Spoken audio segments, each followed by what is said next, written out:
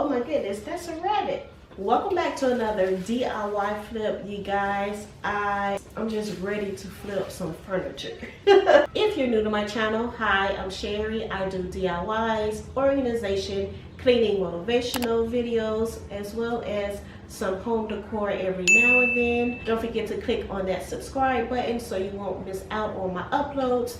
If you're part of the oldie but goodie fam, welcome back, squad. I am flipping this console table. I found this on the side of the road. It was on the side of the road. It was trash day. I drove by and I thought that's a very nice console table. Came back home and saw it was still on the side of the street. The garbage people haven't came to pick it up yet, so I just took it myself. I thought it had great bones. It had a great structure. If you want to see how this console table turned out, then keep watching and don't forget to click on that like button. Leave me a comment down below and share this video. Now let's get to flipping. This is going to be an easy step-by-step on how to make over any type of furniture and how I flip this trash into treasure. I'm using TSP Liquid Substitute. This is good in cleaning furniture. It just helps remove any dirt or grease that's built up on the furniture. I'm using a microfiber towel that I got from Dollar Tree, and I'm wiping down the furniture as well as inside the drawer.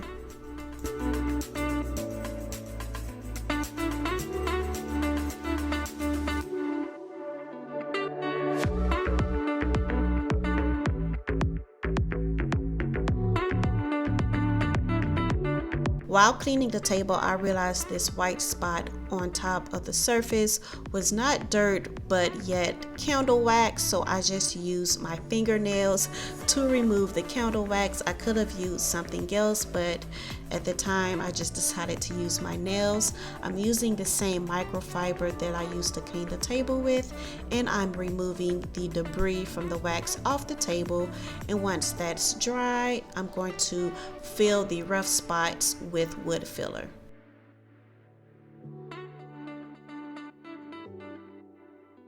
Wood filler is a perfect way of getting a smooth surface on your furniture. It basically fills in any damages or scratches that might have occurred on the surface.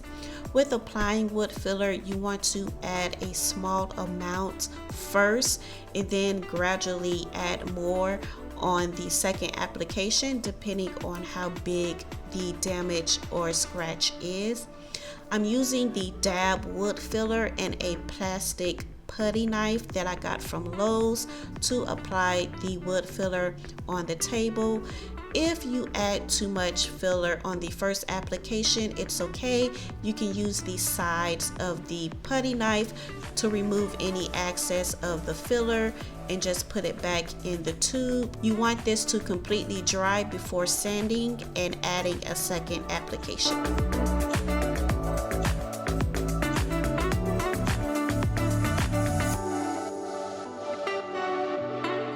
It should take no more than 5 minutes for that filler to dry, and once it does, you can use any type of sander to remove any excess filler that's not needed. Again, you just want to remove the excess filler that's not needed. You do not want to remove the filler that's actually filling in the space. What I mean by that is, as you see, there's so much filler that's dried on this surface. I do not need all of this filler. I only need the filler that's actually filling in the damages on the surface of this table. So as I continue to sand the surface, the extra filler is going to be removed, and the only filler remains on the surface is going to be the filler that's filling in the damaged spots. This is why you want to apply a small amount of application first and remove any excess filler that's not. This will help the sanding process much quicker. The surface of this table was pretty scratched up, so I had to really apply the wood filler. I'm using my electric sander that I got from Home Depot, I think, but you can use any type of sander. I'm also using the 80 grit sandpaper. This is a medium sandpaper, and this really helps remove anything off the surface of your furniture. Going to do the same process to the drawer and the sides of the table. I'm going to use the electric sander for the drawer, but manually sand the sides of the table. After sanding and using a tacky towel to remove the debris from the sander, I'm using Zinsser Cover Stain Primer to prime the surface of the table as well as the drawer and the legs. This is an oil-based primer. It's very good on laminate furniture as well as water-based. This just helps protect the surface of any furniture that you use on a daily basis. Primer also helps the paint stick to the furniture better.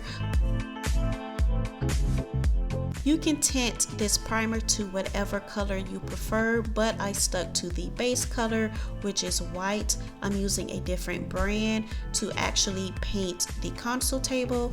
I applied one application and then let it sit for 30 minutes till an hour. Once the primer dried, I used Valspar Furniture and Cabinet paint in the satin finish. This is the color light gray. It comes in many colors, but not this particular color. I had to get it customized at Lowe's. I'm also using paint brushes that I got at Lowe's. These came 3 in a set, and I'm just painting the console table.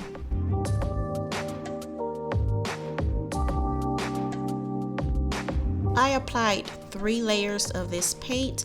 For the first application, I used the 2-inch brush and this chalk brush that I got from Dollar Tree to get into these small spaces on the table and the legs.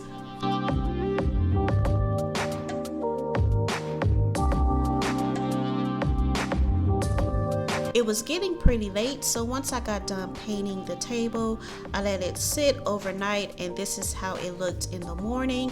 It looked so good, and this was only 1 coat. Before I applied a second coat, I used the electric sander and a 220 grit sandpaper. This sandpaper is very fine, so it's not going to remove that much paint or surface from your furniture, and it gives your furniture a smoother look to it. Once I got done sanding the top, the sides, the back, and the drawer of the table, I applied a second application of paint, but instead of using the painter brush, I used a foam brush. If you want a streak look, then the painter brush is fine. It still looks good, but with a foam brush, it's very smooth. You don't see any streaks, and it looks more professional. I used the foam brush to paint the top, the sides, the drawer as well, but I used the painter brush to paint the legs.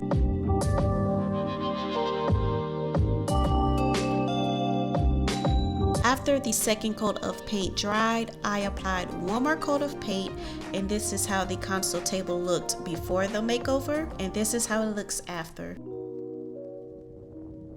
I painted a clear protective top coat to protect those 3 layers of paint that I added to the console table. The light gray color complements this console table so well. It looks sleek and clean, but I wanted to add more dimension and color, so I added this gold handle and took it a step further and painted the inside and the sides of the drawer gold. And you guys, I love how the accent of gold has just uplifted the console table even more. It makes it more chic, it makes it more glam, and when you open up that drawer, you cannot take your eyes off of that gold and help flip this from trash to treasure.